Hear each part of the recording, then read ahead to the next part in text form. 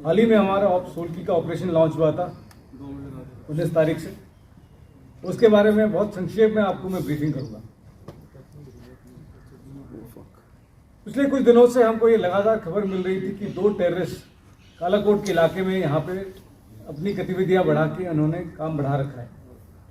और 19 तारीख के रात को हमको ये कंफर्म खबर मिली कि एक पाकिस्तान का हाई रैंक एलिटी टेररिस्ट जिसका नाम की कारी है, वो जो कि काफ़ी समय से राजौरी और पुंछ के इलाके में एक्टिव था, वो अपने एक साथी के साथ इस इलाके में ऑपरेशंस के लिए यहाँ पे शामिल हुआ है। इस खबर के आधार पे तुरंत सारे सिक्योरिटी फोर्सेस जहाँ पे शामिल राष्ट्रीय राइफल्स, जम्मू कश्मीर पुलिस और बाकी इंटेलिजेंसीज, उन्होंने तुरंत ऑपरेशंस को कारगर रूप में शामिल किया, प्लानिंग की और साथ ही साथ तुरंत अपनी एक्टिविटीज शुरू कर दिया। उन्होंने 22 तारीख को करीबन 8:30 बजे 8:30 पर दोबारा जनरल एरिया काबूकोट, जहाँ पे पहले खबर आई थी, इन 2 टेररिस्ट का दोबारा सूचना मिला कि इनकी यहाँ पे गतिविधियां चल रही हैं।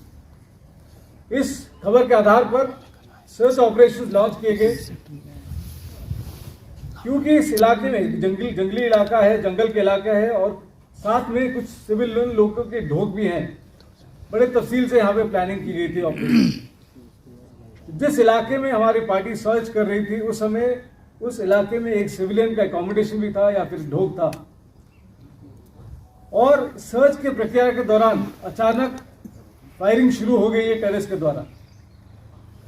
सिविलियंस को खतरा, कि सिविलियंस की जान को खतरा, जहाँ की वहाँ पे लेडीज भी थे और बच्चे भी थे। जो पार्टी के कमांडर थे कैप्टन प्रांजल, सबसे पहले वो कवर से बाहर निकल के उन्होंने जो बच्चों को और लेडीज को वहाँ से सेफ्टी के लिए निकाला और तुरंत ही जवाबी फायर की कार्रवाई की। कैप्टन प्रांजल, एमवी प्रांजल और उनके टीम मेंबर्स लगातार टेररिस्ट को एंगेज करते रहे और फायर बरकरार बना के रखे ताकि वो टेररिस्ट वहां से निकल ना पाए। साथ ही साथ बाकी जो कॉलम्स थे जिस ऑपरेशन के लिए तैयारी हालत में थे, तुरंत ही वो लॉन्च हो गए थे और इस इलाके के लिए उन्होंने बिल्डअप करना शुरू कर दिया था। कैप्टन प्रांजल की टीम तकरीबन आधे घंटे तक उनको लगातार टेररिस्ट को घमासान में जवाबी हमला बार बार करते रहे।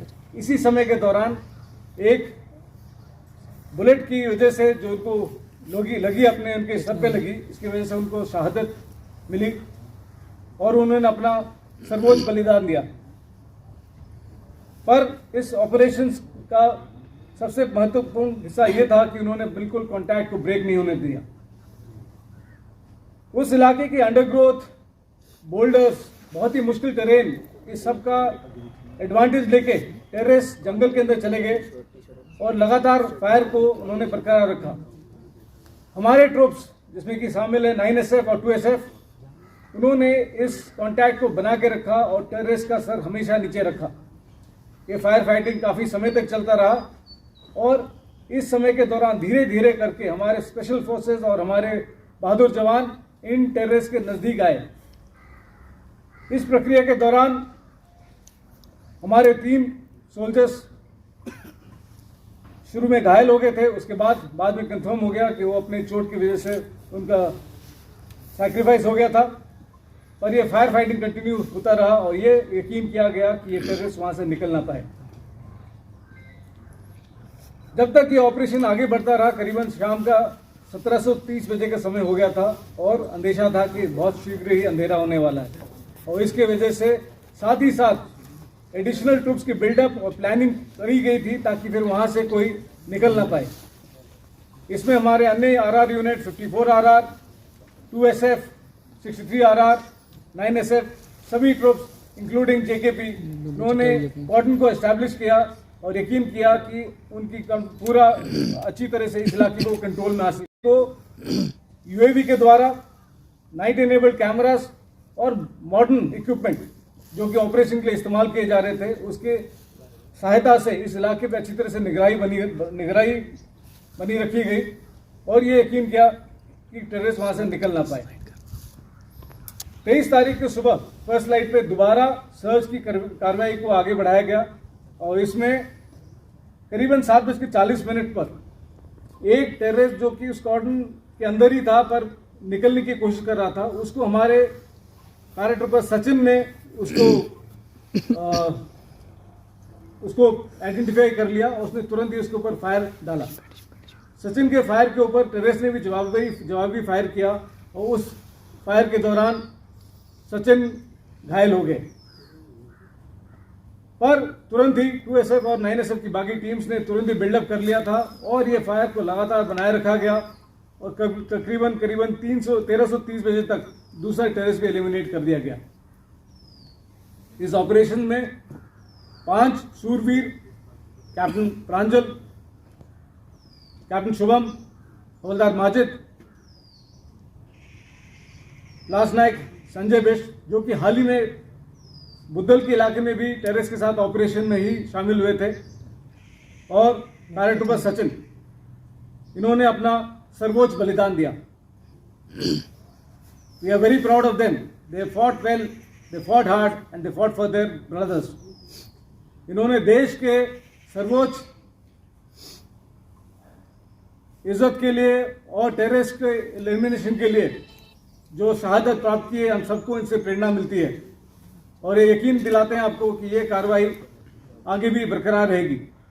ये दोनों ही टेररिस्ट फॉरेन टेररिस्ट थे, जिनमें से एक था जो कि कारी था, वो बहुत ही वांटेड टेररिस्ट था और ये यकीन में आया है कि इन्होंने पाकिस्तान और अफगानिस्तान के इलाके में इन्होंने ट्रेनिंग हासिल की है और कारी एक आईडी एक्सपर्ट भी है और ये बहुत ट्रेंड स्नाइपर भी है।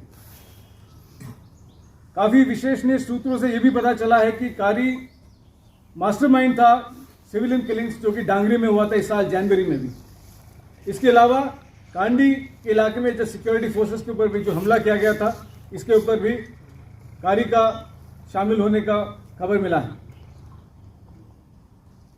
इस ऑपरेशंस में भारी मात्रा में गोला बारूद, युद्ध का सामान रिकवर किया गया है, जिससे भी ये अंदाज़ा लगाया जा सकता है कि इन टेररिस्ट की ये प्लानिंग थी कि इस टेरर एक्टिविटीज़ को यहाँ पे और बढ़ाया जाए और सिविलियन पॉपुलेशन को अंदर दहशत फैलाई जाए।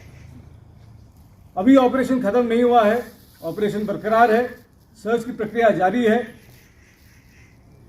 और ये ऑपरेशन जो कल जिसकी सक्सेस हासिल हुई है, जिसमें ये दोनों टेररिस्ट को मार गिराया गया, ये एक आपसी तालमेल जो कि जेकेपी, भारतीय सेना और बाकी सिक्योरिटी एजेंसीज जो कि इस इलाके में ऑपरेशंस कर रहे हैं, उसकी एक पहचान है और मैं यकीन दिलाता हूं कि ये प्रक्रिया आगे भी बनी रहेगी और आने वाले दिनों में और भी सक्सेस हासिल किए जाएंगे। थैंक यू, धन्यवाद।